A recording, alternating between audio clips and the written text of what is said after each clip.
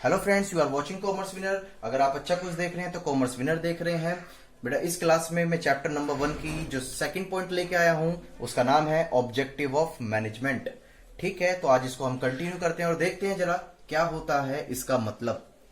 तो सबसे पहले ऑब्जेक्टिव ऑफ मैनेजमेंट के बारे में अगर हम जानते हैं तो उसके बारे में कुछ लिखा हुआ है। वो क्या कहता है? Objective are the goals towards which is the activity of business are directed. कहने का मतलब क्या है कि अगर हमें अपने बिजनेस में कुछ भी अपना लक्ष्य या उद्देश्य से अचीव करना है, ठीक है, तो उसको ही हम क्या बोलते हैं? एक तरह से ऑब्जेक्टिव्स बोलते हैं। क्या होते हैं? ऑब्जेक्टिव्स। बट ये 3 स्टेज पर डिवाइड किया गया है। पहला क्या है? ऑर्गेनाइजेशनल ऑब्जेक्टिव्स, और दूसरा है आपका सोशल ऑब्जेक्टिव, और थर्ड पॉइंट है आपका इंडिविजुअल ऑब्जेक्टिव। ठीक है, तो सबसे पहले जो ऑर्गेनाइजेशन ऑब्जेक्टिव्स होता है इसका मतलब क्या होता है जरा ध्यान से सुने, मैं आपको बताने वाला हूं।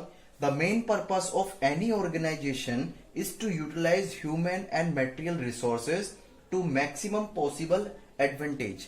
कहने का मतलब क्या होता है? जो ऑर्गेनाइजेशंस होती है उसका ऑब्जेक्टिव यही होता है, उसका ऑब्जेक्टिव क्या होता है कि जितना भी हमारे पास ह्यूमन का रिसोर्सेज हो, यानी कि अच्छे से अच्छे एम्प्लॉयज जो हो उनको हम हायर करें और उनका टाइम कंज्यूम करें, जिसकी हेल्प से हम अपनी एफिशिएंसी को अच्छा करें और जिसकी हेल्प से हमारी मार्केट में डिमांड बढ़े और हमारा जो ऑब्जेक्टिव है वो कंप्लीट हो जाए।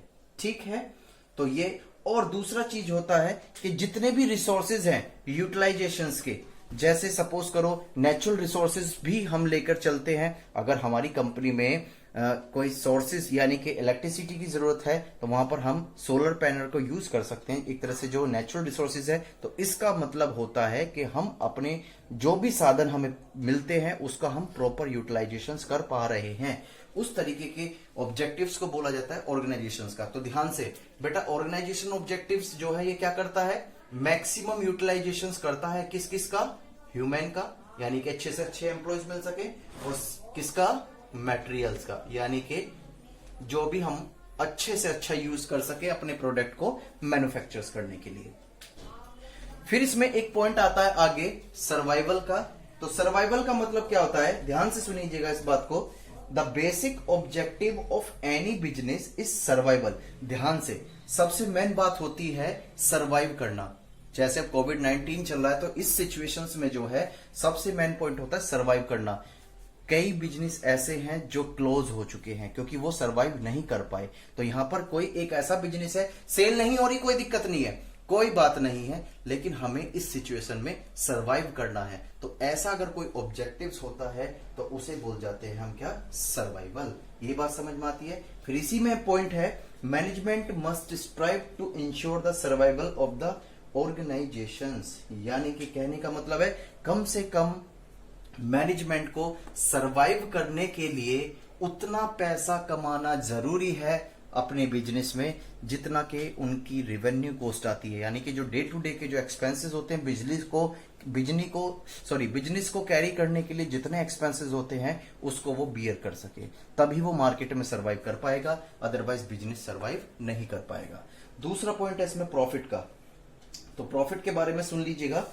यहां लिखते हैं mere survival is not enough for business, management has to ensure that the business make reasonable profit। ध्यान से, केवल यही नहीं कि आपने सरवाइव कर लिया बस बढ़िया है, सफिशिएंट है। ध्यान से, आपने सरवाइव करने के साथ साथ प्रॉफिट भी, ठीक है बेटा, तो प्रॉफिट भी कमाना होगा। नेक्स्ट पॉइंट है आपका इसमें ग्रोथ। ग्रोथ का मतलब क्या है इसे भी ध्यान से सुनिएगा। It is the important for the business to grow, यानी कि ग्रोथ होना बिजनेस के लिए कंपलसरी है।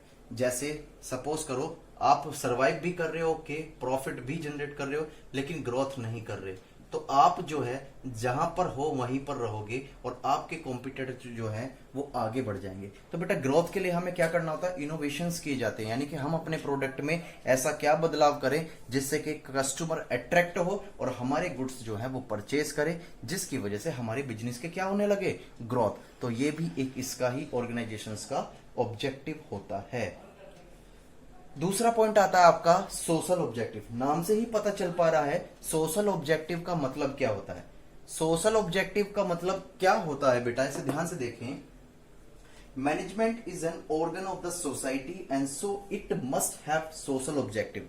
ध्यान से, सबको बिजनेस से ही उम्मीद होती है। क्यों? अगर कोई इंसान जो है जॉब करता है, एक अपना घर परिवार चलाना होता है, तो उसके लिए एक उम्मीद होती है कि बिजनेस ग्रो करे, हमारी सैलरी ग्रो हो और हमें एम्प्लॉयमेंट मिले। तो इस वजह से यहां पर एक बात जो लिखी है, बहुत अच्छी लिखी है, management is an organ of the society and so it must have social objectives.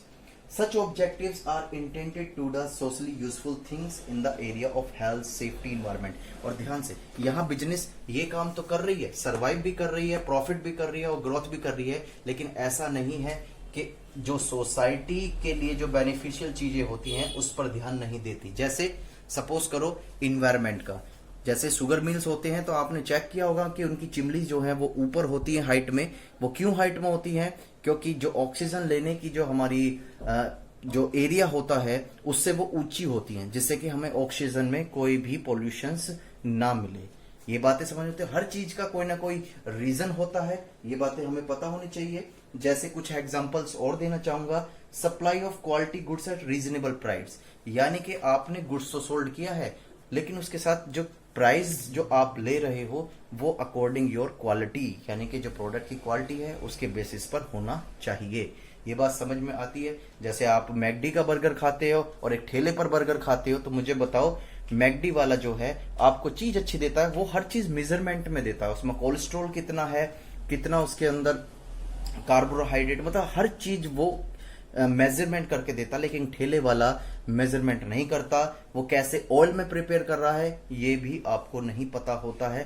तो एक अच्छे बिजनेस की एक रिस्पॉन्सिबिलिटी, एक ऑब्जेक्टिव्स ये भी होता है जिसका नाम है सोशल ऑब्जेक्टिव्स। ठीक है, दूसरा पॉइंट हम देखते हैं, ये कहता है conducting business in ethical manners, यानी कि जो भी आप बिजनेस कर रहे हो वो एथिकल मैनर में होना चाहिए, लीगल वे में होना चाहिए, उसका इलीगल ऑब्जेक्टिव कुछ भी ना हो।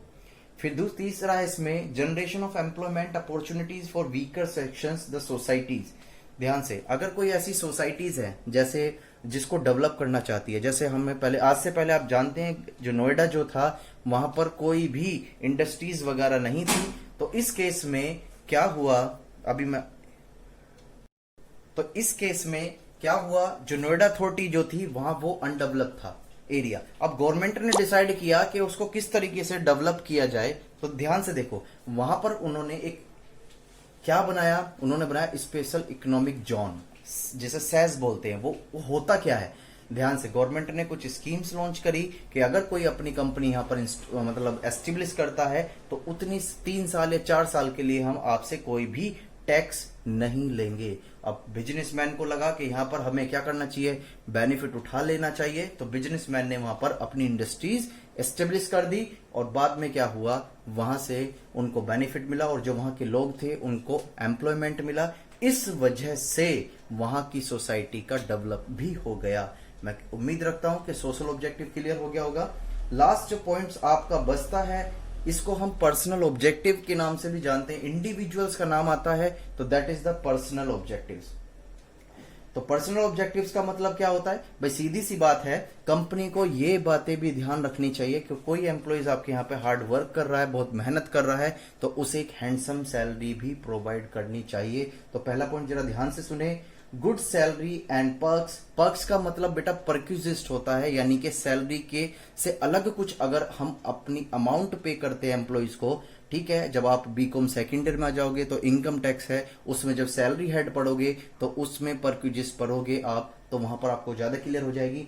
और benefit like housing, medicals and etcetera, जैसे आपने भी देखा हो आपके फादर जॉब वगैरह करते होंगे तो ईएसआई, प्रोविडेंट फंड्स का सबका पैसा कटता है। वो क्यों कटता है, क्योंकि बेनिफिट प्रोवाइड करने के लिए। सेकंड इज में रिकॉग्नाइजेशन ऑफ मेरिटोरियस वर्क।